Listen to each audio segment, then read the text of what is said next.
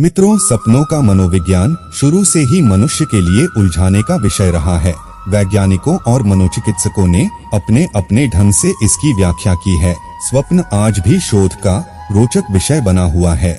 उसे अचेतन मन की भाषा मानते हुए भी अभी तक कोई निश्चित मत नहीं बन पाया है। मित्रों, हो सकता है कि इस बात से कुछ लोग सहमत न हो, परंतु सत्य यही है, स्वप्न की पृष्ठभूमि में भी कहीं यथार्थ की परछाई रहती है। कई बार स्वप्न बीते हुए कल तथा आने वाले कल की ओर संकेत करते हैं। यह संकेत आपको किस प्रकार मिलते हैं और सोने के बाद भविष्य या भूतकाल देखा जा सकता है या नहीं, यह सब आपको आज की इस वीडियो में पता चलेगा।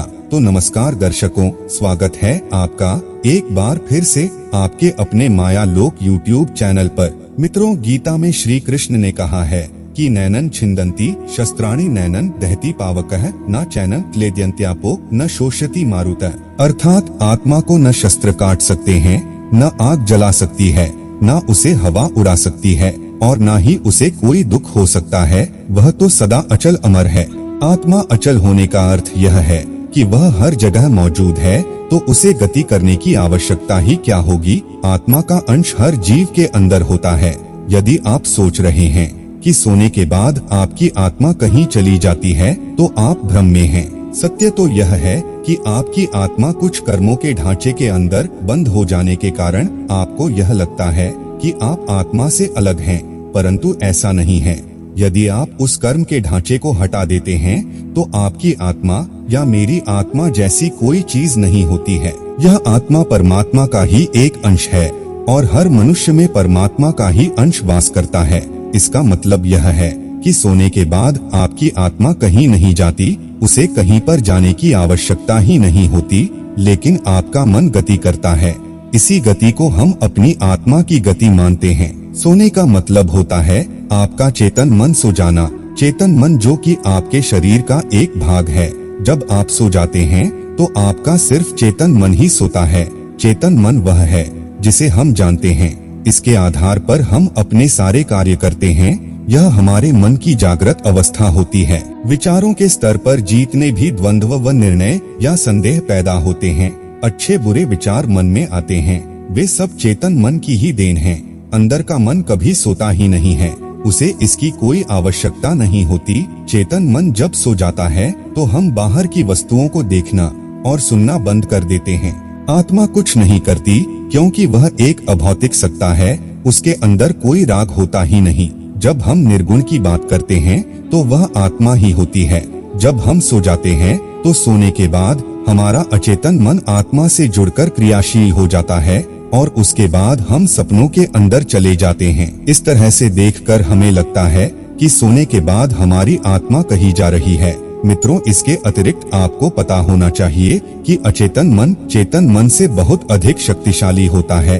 वह चेतन मन से भी अधिक काम कर सकता है। वह भूत और भविष्य दोनों को देख सकता है। मृत्यु के बाद हमारी आत्मा के साथ चेतन मन नहीं जाता, बल्कि अचेतन मन जाता है। शरीर के साथ ही चेतन मन नष्ट हो जाता है, परंतु अचेतन मन आत्मा के साथ जुड़ा होता है, जिसको कर्म का ढांचा कह सकते हैं। असल में अचेतन मन एक सूचनाओं के ढेर जैसा ही होता है और सोने के बाद भी आत्मा अचेतन मन से जुड़ जाती है।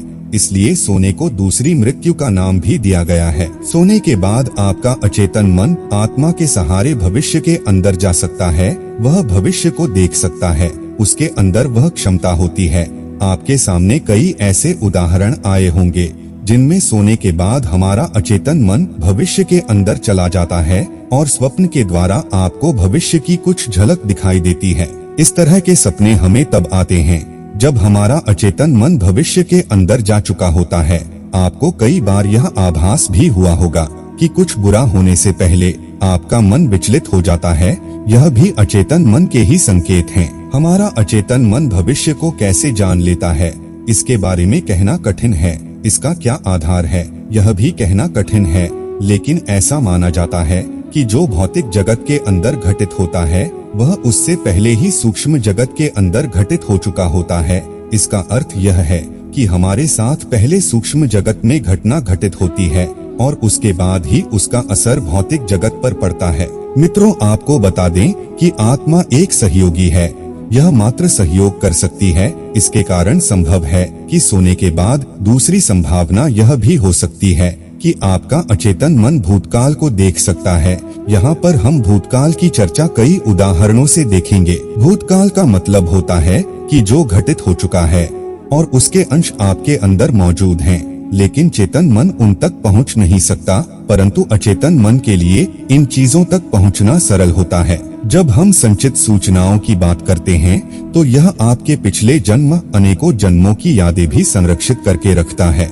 तो मित्रों, हम आशा करते हैं कि आपको हमारी इस प्रस्तुति के द्वारा इस गूढ़ रहस्य की जानकारी भली भांति मिल गई होगी। जाने से पहले अगर आपके मन में कोई प्रश्न है तो कमेंट अवश्य करें, वीडियो को लाइक करें और चैनल को सब्सक्राइब करें।